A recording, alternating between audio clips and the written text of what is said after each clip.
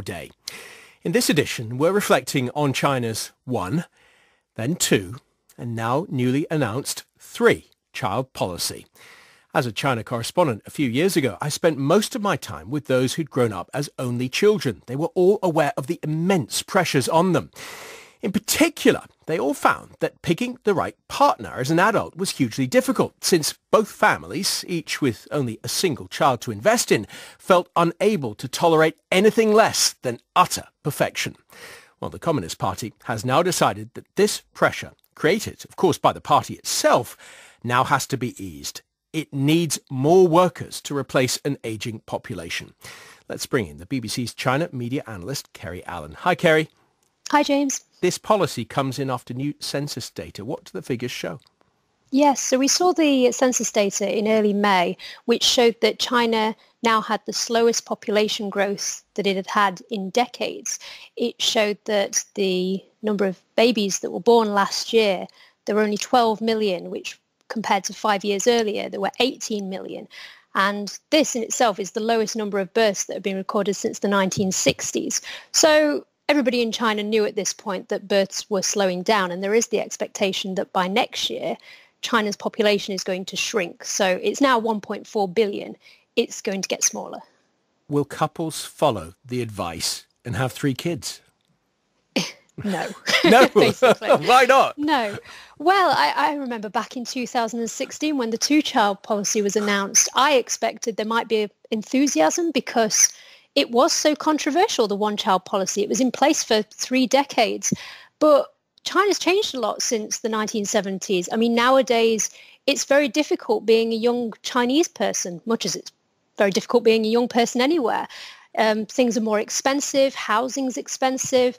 And yeah, if you're a child that was born in this under the 1-child policy, you're thinking now that, you know, your parents, eventually they're going to retire.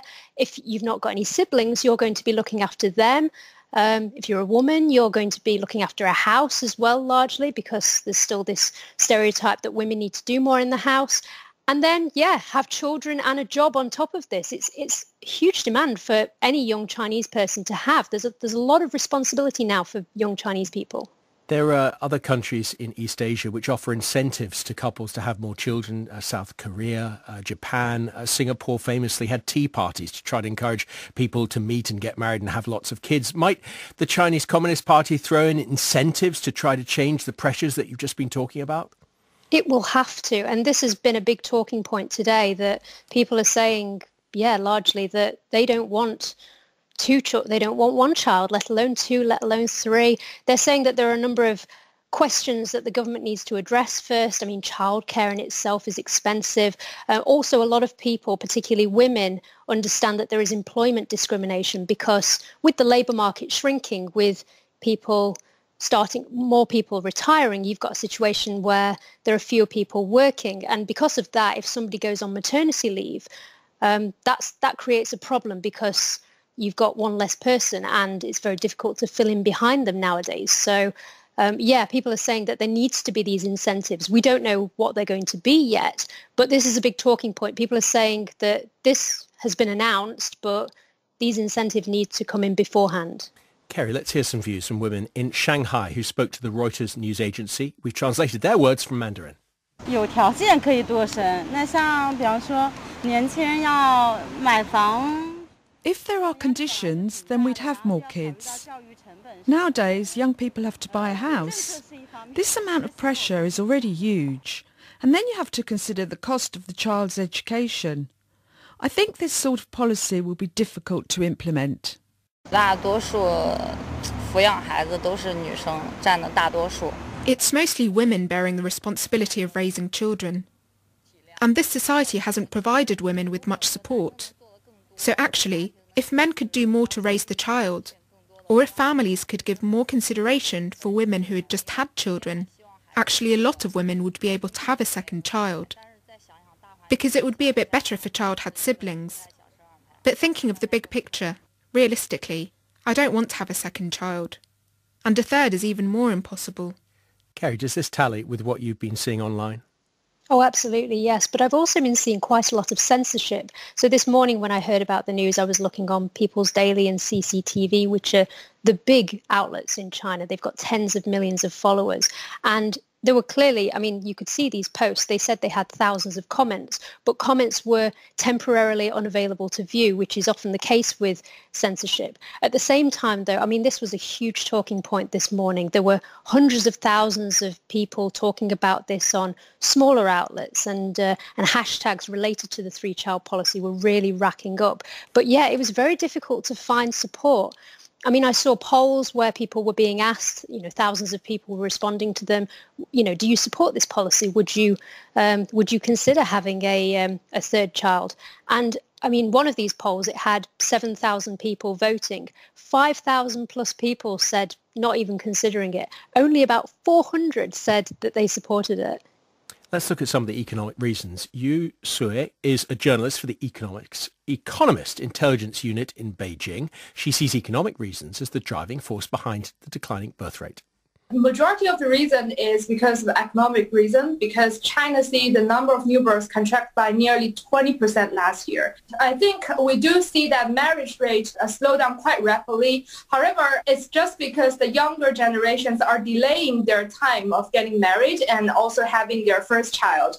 And still, if we're looking at the birth rate compared to urban and rural area, we still see that the rural area birth rate is still quite high, above the national average, suggesting that the rural families are still prefer to have more children as a substitute to their social welfare, which is relatively absent in the countryside. And that's a fascinating point, Kerry, that there is that difference between people in the city who think they financially, economically only need one child, perhaps maximum two, and then people in the countryside for whom a large family is a social network. Oh, yes, absolutely. And this was when the two-child policy was introduced. There were special preferential kind of agreements in certain areas, rural areas, that people could have more children. And in the agricultural industry, it's a good thing because it means more hands, more labour, etc. So yeah, I mean there is this trend, and it's difficult because China is moving more towards becoming a service industry now because there is more urbanization.